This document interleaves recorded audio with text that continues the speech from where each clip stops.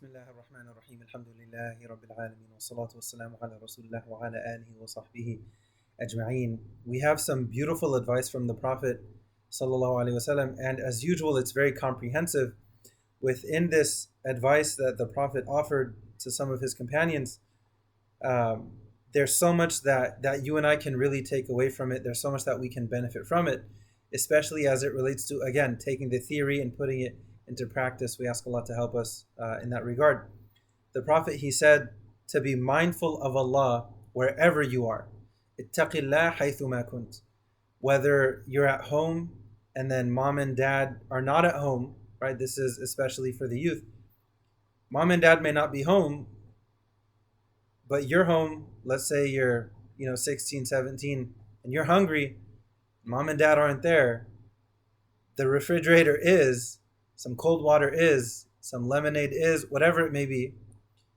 You refraining, even though other people are not there, is a sign of your taqwa. That's awesome, right?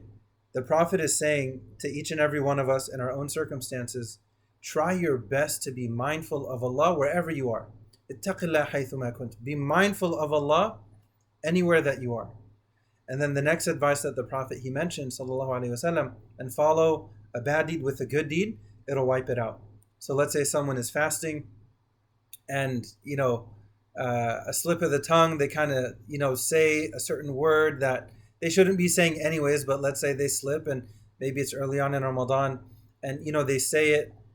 Okay, now what do they do?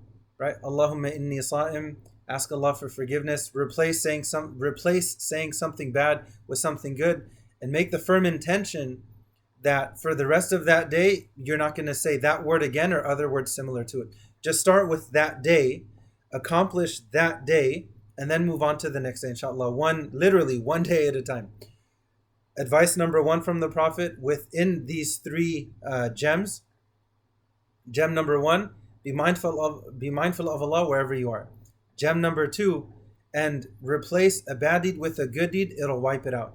Now, this concept is not to be abused. It's not to say, okay, well, I'm just going to go and eat some really delicious food in the middle of the day, then I'll just say astaghfirullah, and my fast didn't really break because then that mistake is wiped out. No. You can't play games with God. Don't go there. Don't mess around with that, right? The Prophet is telling us, try your best.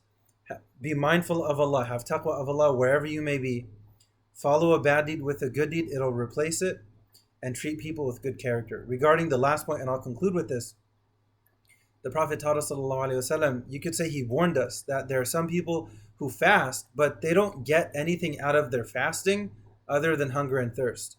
And there are those who pray at night and they get nothing out of it other than fatigue and exhaustion. Right? Physically, they may be fasting, physically, they may be praying, but the heart is not present.